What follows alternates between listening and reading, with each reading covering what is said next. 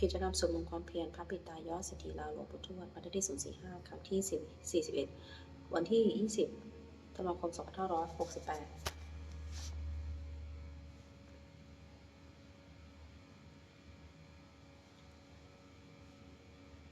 บัดนี้เป็นครั้งที่41ตรงกับวันที่20ธันวาคม2568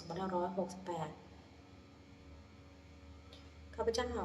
นางสาวกันพักคณสุแก้วขอเป็นวาจาสาธยายพระมนต์ถวายเป็นบูชาธรรมบูชาสังฆบูชาและเป็นอาจาริยบูชาแด่องค์พระครองปฏิเถระเจ้าองค์หลวงปู่สมเด็จหลวงปู่บุญเดชหลวงปู่ศิลาตลอดทั้งครูบาอาจารย์ผู้เป็นเจ้าของวิชาเจตบดีขอเทพเทวดาเจ้าทั้งหลายโปรดจงมาอนุโมทนาในการสวดยายของข้าพเจ้านี้ขออนุภาพคุณพระรัตนตรัยครูบาอาจารย์และเทพเทวดาทั้งหลายโปรดจงประทานให้จิตของข้าพเจ้าเป็นสมาธิอันควรแก่การสวดสยายมนต์ต่อไป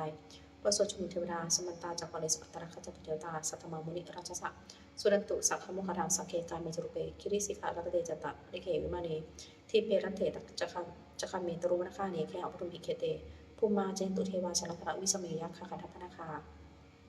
เตทันตาสันติเกยังมุนิวรวาจนังสาธวมิสันตุธรรมะสมณกโรอายมตาธรรมะสมณกโรอายมตาธรรมะสมณกโรอายมตาบทสวดธรรมการสิทธิคาถานะโมตัสสะภะคะวะโตอะระหะโตสัมมาสัมพุทธัสสะนะโมตัสสะภะคะวะโตอะระหะโตสัมมาสัมพุทธัสสะนะโมตัสสะภะคะวะโตอะระหะโตสัมมาสัมพุทธัสสะบทสวดสัจจะกิริยคาถานาทิเมสนะอัญญังพุทโธเมสรณังวรังเอเตนะสัจจวัชเชนะโสติเมหุตุสัพพทานาทิเมสนะอัญญังธัมโมเมสรณังวรังเอเตนะสัจจวัชเชนะโสติเมหุตุสัพพทานาทิเมสนะอัญญังสังโฆเมสรณังวรังเอเตนะสัจจวัชเชนะโสติเมหุตุสัพพทาบทสวดมหากาลุนิโกนาโถติอาทิกาคาถามหากาลุนิโกนาโถอัฏฐายะสัพพปะนิยังปุริตวาปรมีสัพพปโตสัมโพธิมัตตังเอเตนะสัจจวัชเชนะมาหุตุสัพพุทธวามหากาลุนิโกนาโถหิตายะสัพพปะนินังปุริตวาปรมีสัพพปโตสัมโพธิมัตตังเอเตนะสัจจวัชเชนะมาหุตุสัพพุทธวามหากาลุนิโกนาโถสุขายะสัพพปะนินังปุริตวาปรมีสัพพปโตสัมโพธิมัตตังเอเตนะสัจจวัชเชนะมโหตุสัพพุทธวาปุสวหาสมัยสูตรเอวเมสุตังเอกังสมัยปะกวาสเกสุหติกาปิระอุตุสมิงหาวดีมหตาภิกขุสังเขนะสัทธิปัญจมัตเตหิภิกขุสัตถิสัพเพหิวะอรหันเตหิทัสสิจโรกัตถาตุหิเทวตายปุยนะสันนิปิตาโหติภักวันตังทัสยะภิกขุสังคัญจาอัตโกจตุนังสุทาวาสกายานังเทวานังเอตโทเสียยังโขภักวาสเกสุหติกาปิระอุตุสมิงหาวดีมหตาภิกขุสังเขนะสัทธิปัญจมัตเตหิภิกขุสัตถิสัพเพหิวะอรหันเตหิทัสสิจโรกัตถาตุหิเทวตายปุยนะสันนิปิตาโหติภักวันตังทัสยะภิกขุสังคัญจายานุนามิยปิเยนะภักวาเตนุปสังกมยมะอุปสังคมิตวาภะคะโตสันติเกปเจกะคาถาปุสยมติอรโภตาเทวตาสยทัพปินามะพระวังปริสุทธิ์สมัชิตังวะพะหังปัสสายะปัสสายิตังวะพะหังสัมมิชยะเอวะเมวะสุทาวาสีสุอันตรหิตาภะคะโตปุรตุปตุรังสุอรโภตาเทวตาภะคะตาอภิวาเทตะอภิวาเทตวะเอกามตังทาสุเอกามตังหิตาโคเอกเทวตาภะคะโตสันติเกอิมังคถาปัสสิมหาสัมมโยปวารสมิเทวกายาสมคตาอาคตมะอิมังธรรมะสัมยังทหิตาเยวอปราชิตะสังคติอริโกอปะราเทวตาปัตโตสันติเกอิมังคถาปัสสิเทวราภิกขุสมาทาหังสุจิตังอริโกชุกะมะกังสุสารหิวะเนตานิคะเหตวะอิตริยเนรัตติปันติตาติอริโกอปราเทวตาปัตโตสันติเกอิมังคถาปัสสิเจตวาขีรังชิโตริขังอิทธิรังโอหะจะมะเมชาเตจะรันติสุทาวิปนาจักขุปตาสุทันตาสุสุนังคันติระโกอปราเทวตาพัตโตสันติเกอิมังคถาอปัสสิเยเกจิพุทธังสนังคตาเสนเตคมิสติปายะภูมิปหายะมนุสังเทหังเทวกายังเปรปุเรสันติติอรโกภควาภิกขุอมเตสีเยภูยินาภิกขุเวทัสสุโรกัทธาดุสุเทวตาสนิปิตาโหนติตถาคตังทัสสนัยภิกขุสังฆัจจะเยปิเตภิกขเวเอเหสุวัติตะมัทธาหันโตสัมมาสัมพุทธะเตสัพพิภควาตนะเอตปารามีวัเทวตาสนิปิตาเหสุสยทัพพิมหังเอตหิเยปิเตภิกขเววิสันติอนาคตมัทธาหันโตสัมมาสัมพุทธะเตสัพพิภควาตนะเอตปารามีวัเทวตาสนิปิตาวิสันติสยทัพพิมหังเอตหิอจิคิสัมมิภิกขเวเทวกายนังนามานิ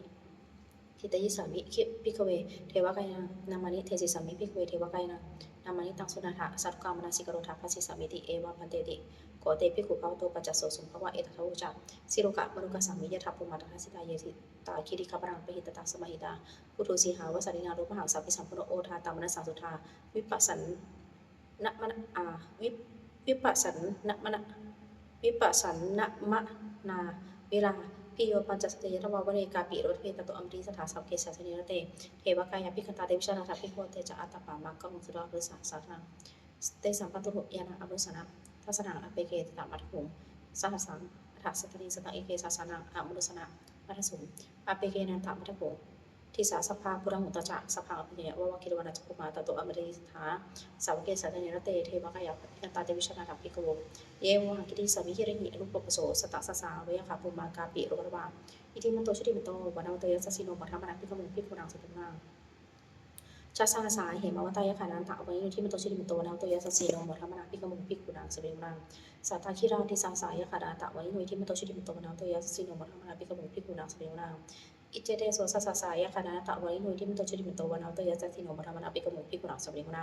เวสามิตาปัญจสตายขานันตะวันนี้ที่มันโตชุติมันโตวันเอาเตยสัสสิโนมัทมนาพิกมุพิกุนังสุตุนาพิโรราชาแค่ฮิโกเวปรสนิวิสนังปีนังสตะสาสังยาขานังปีรูปสติกุพิโรราชาฮิโกสุปคาสเบกุนังบริมัจจทิสังราชาทัตตาโตปัสสาสติขันธพนันติปริมหาราชายาสติโสปตัพเทสัพพโวอิดานามามหาปราอิทิมันโตชิติมันโตวราโพยสัสสิโนมัทมนาปิกมุปิกุนังสมิกุนังทักขินันจันทิสังราชาวิโรตปัสสาสติกุมพันธนาทิปริมหาราชายาสติโสปตัพเทสัพพโวอิดานามามหาปราอิทิมันโตชิติมันโตวราโพยสัสสิโนมัทมนาปิกมุปิกุนังสมิกุนังปชิมันจาริสังราชาวิโรปโกปัสสาสตินาคณะที่ปริมาราชายาสัสสิโสปตัพเทสัพพโวอิดานามามหาปราอิทิมันโตชิติมันโตวราโพยสัสสิโนมัทมนาปิกมุปิกุนังสมิกุนังอุตราจาริสังราชาวิโรตปัสสาสติยคณะที่ปริมาราชายาสัสสิโสปตัพเทสัพพโวอิดานามามหาปราอิทิมันโตชิติมันโตวราโพยสัสสิโนมัทมนาปิกมุปิกุนังสมิกุนังปริมาทิสังทัตตาโตทักขิเนนาวิโรโกปชิเมนาวิโรปโกวโรอุตราทิสังจัตตารโตเตมหาราชาสมตาจตุติสาทัตตะมันอัฏฐังสุวเนกาปิโรเป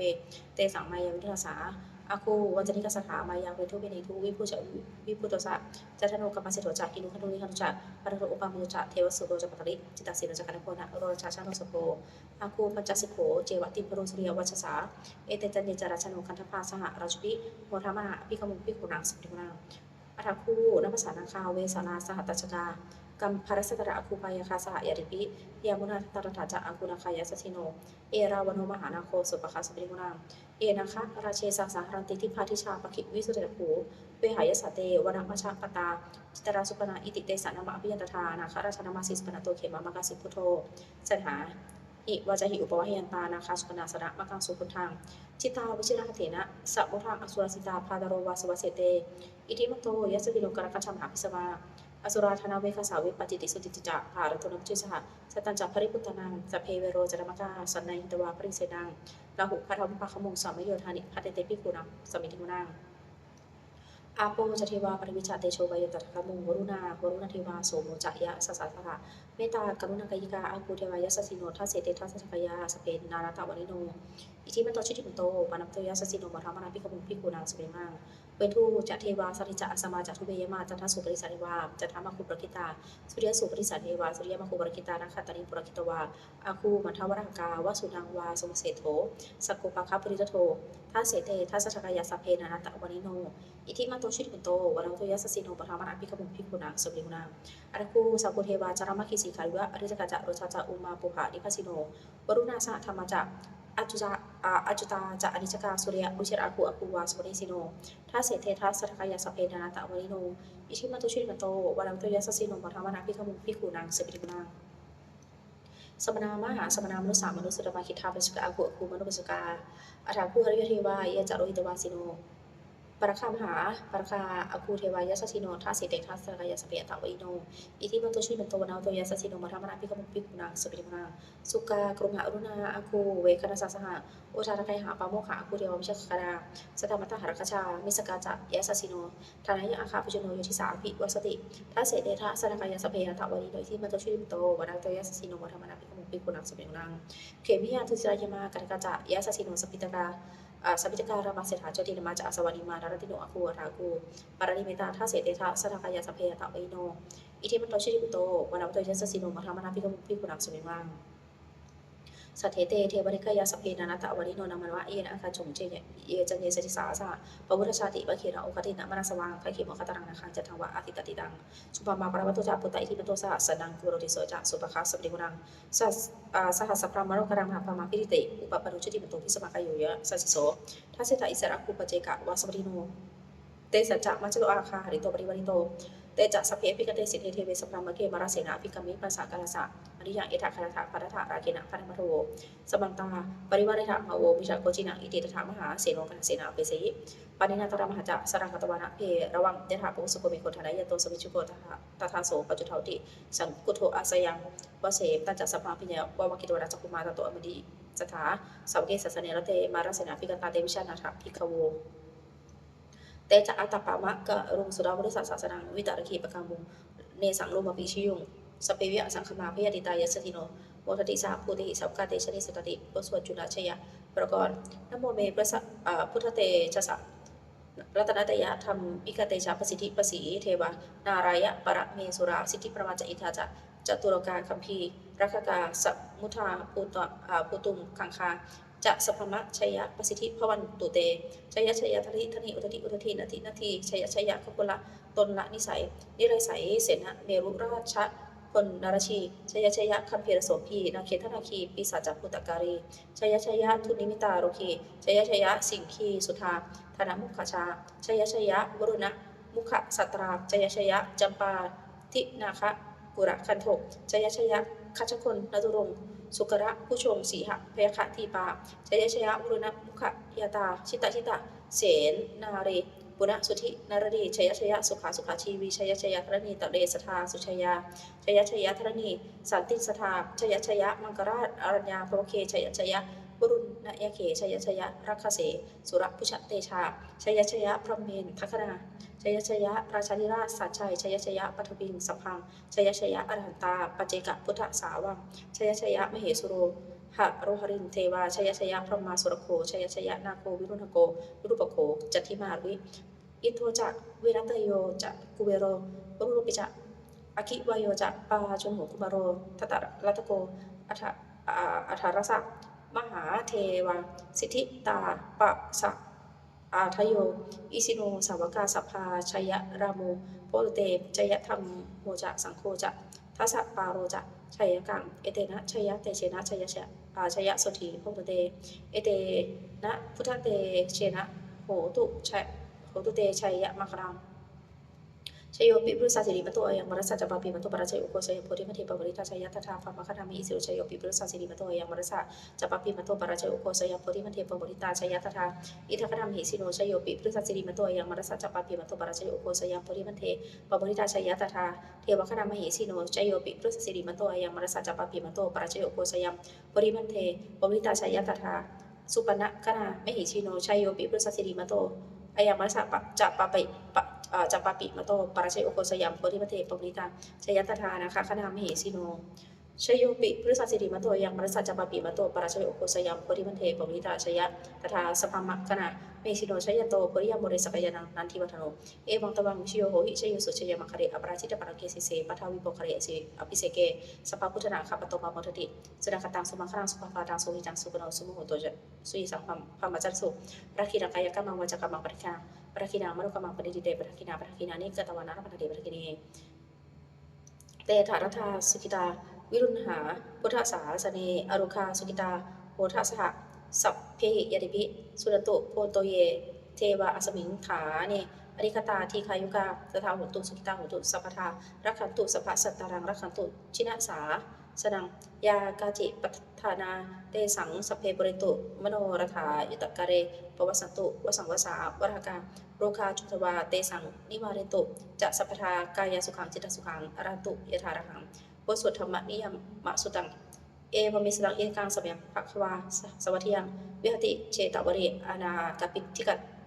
กษะอารามิตระโกภควาภิกขุอมเตสิภิกขโวติปัฏฐเตติเตภิกขุภาวโตปัจจโสสุงภควาเอตทุวจักอุปทวาภิกขเวตถาคตนาอนุปทวาตถาคตนาติตาวสาธาตุธรรมทิตตาธรรมนิยมตาสัพเพสังขารานิจจติตังตถาคตอภิสัพพุชติอภิสเมติอภิสัพพุชิตวาอภิสเมตวาอจิกติเทเสติปัญญเปติปัทปิติวิวารติวิภัสติอุตนีกโรติสัพเพสังขารานิจจติอุปทาวาภิกขเวตถาคตนาอนุปทวาตถาคตนาทิตาวะสาธาตุธรรมทิตตาธรรมนิยมตาสัพเพสังขาราทุกขาติตังตถาคตอภิสัพพุชติอภิสเมติ อภิสัมพุชิตวาอภิสมิตวาอาจิคติเทเสติปัญญาเปติปัตตเปติวิปรติวิภัสสติอุตติกโรติสัพเพสังขาราทุกขาติอุปาทวาภิกขเวตถาคตนะนุปทาวาตถาคตนะทิตาวะสัทธาตุธรรมทิตตาธรรมนิยมตาสัพเพธรรมานัตติตังตถาคตอภิสัมพุชติอภิสเมติอภิสัมพุชิตวาอภิสมิตวาอาจิคติเทเสติปัญญาเปติปัตตเปติวิปรติวิภัสสติอุตติกโรติสัพเพธรรมานัตติอิทัมมโหจะภควา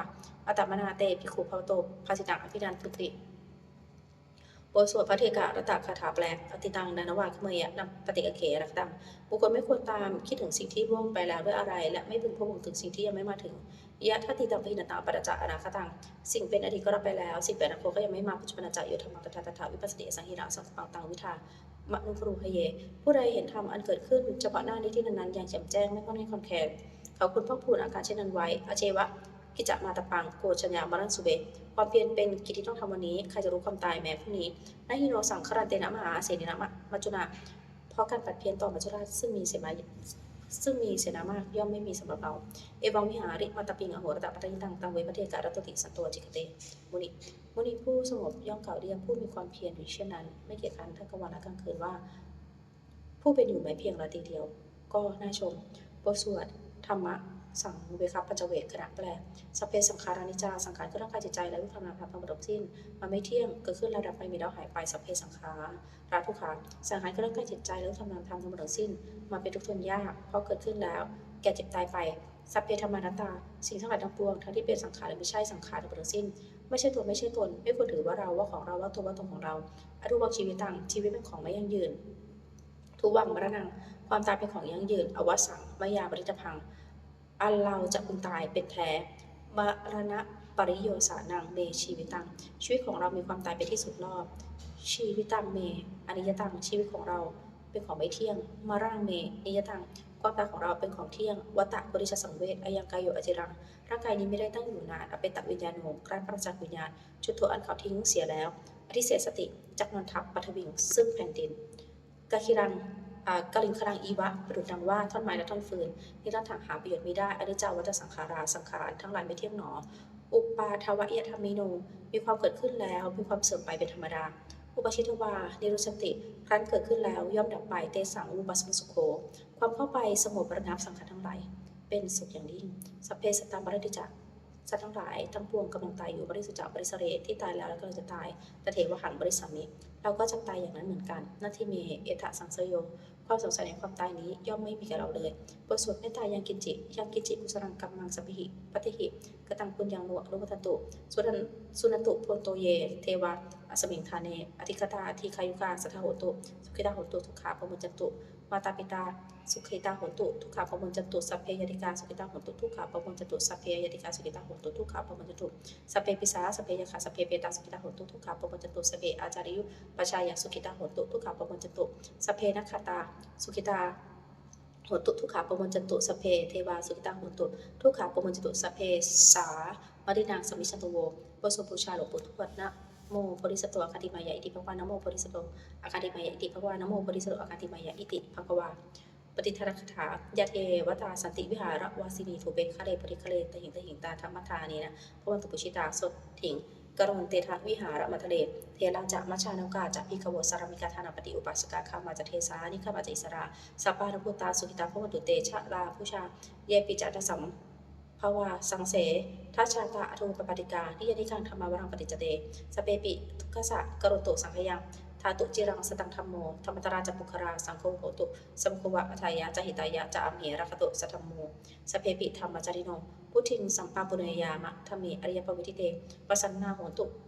สเพปิปานิโนพุทธสาสเนสัมมาทารังภวิชโตกาเรชโวปวสตุพุทธิภาวายสตนาสมิทังเนตุเมทนิงมาตาปิตาจะอัตระชังนิจังรักขันติพุตตกังเอวังธรรมเมนะราชโนปชังรักขันตุสัพพทาเทวตาอุโยชนะคาถาทุกข ขปตาจติทุกขาพยาปตาจติพยาโสกปตาจติโสกาโหตุสัพเพปิปาริโนเอตาวตาจามิหิสัมปทังปุญญสัมปทังสัพเพเทวานุโมทตุสัพพสัมปติสิทธิยถานาทันตุสัทธายสีนังคันตุสัพพทาภาวนาพิทังหุตุขจันตุเทวตคตาสุมาคตคาถาโหตุสัพพังสุมาคารังคันตุสัพพเทวตาสัพพพุทธานุภาเวนะสุเทวตุนิรัตรังโหตุสัพพังสุมาคารังคันตุสัพพเทวตาสัพพธรรมานุภาเวนะสุเทวตุนิรัตรังโหตุสัพพังสุมาคารังคันตุสัพพเทวตาสัพพสังฆานุภาเวนะสุเทวตุนิรัตรังสเปพุทธาปรปตาปเจกนันจยังพระหัตถนันจติเสนาคัมปริโสสเปพุทธาปรปตาปเจกนันจยังพระหัตถนันจติเสนาคัมปริโสสเปพุทธาปรปตาปเจกนันจยังพระหัตถนันจติเสนาคัมปริโสสเปพุทธาปรปตาปเจกนันจยังพระหัตถนันจติเสนาคัมปริโสสเปพุทธาปรปตาปเจกนันจยังพระหัตถนันจติเสนาคัมปริโสสเปพุทธาปรปตาปเจกนันจยังพระหัตถนันจติเสนาคัมปริโสสเปพุทธาปรปตาปเจกนันจยังพระหัตถนันจติเสนาคัมปริโสสเปพุทธาปรปตาปเจกนันจยังพระหัตถนันจติเสนาคัมปริโสสเปพุทธาปรปตาปเจกนันจพระหัตถนาจติเสนาคัมภีร์สัพโสด้วยอำนาจแห่งบุญกุศลที่ข้าพเจ้าได้สวดสายาพระพุทธมนต์นี้ข้าพเจ้านำเก้าอุทิศถวายเป็นพระราชกุศลแด่สมเด็จพระนางเจ้าสิริกิติ์พระบรมราชินีนาถพระบรมราชชนนีพันปีหลวงผู้เสด็จสู่สวรรคารขออานิสงส์แห่งบุญกุศลนี้จงเป็นสัพพสิริมงคลแก่ข้าพเจ้าให้แคล้วคลาดปลอดภัยจากทุกโศกโรคภัยอันตรายทั้งปวงให้มีหลังรายได้อันสุจริตมั่นคงเป็นสมมาชีพอาจารย์ทำคำว่าไม่มีอดอยากยากจนขออย่าได้มีแก่ข้าพเจ้าขอให้ข้าพเจ้ามีสมาธิที่ตั้งมั่นในพระธรรมคำสอนแห่งองค์สมเด็จพระสัมมาสัมพุทธเจ้าดำรงอยู่ในความดีงามตลอดกาลนานอีกทั้งขอเทพเทวดาทั้งหลายผู้ได้อนุโมทนาสาธุการในบุญกุศลนี้โปรดประสิทธิศาสตร์พรน้อมส่งอนุภาพแห่งมงคลไปสู่วัตถุมงคลพระปิตายอดเศรษฐีทั้งฝ่ายไทยและฝ่ายลาวรวมถึงวัตถุทั้งปวงที่สามสิ่งมูลเหตุได้จัดสร้างขึ้นให้เปรียบด้วยพุทธานุภาพเทวานุภาพและอิทธานุภาพอันศักดิ์สิทธิ์อำนวยผลให้เป็นสิริมงคลแก่ผู้ครอบครองและบูชาทุกการเทิน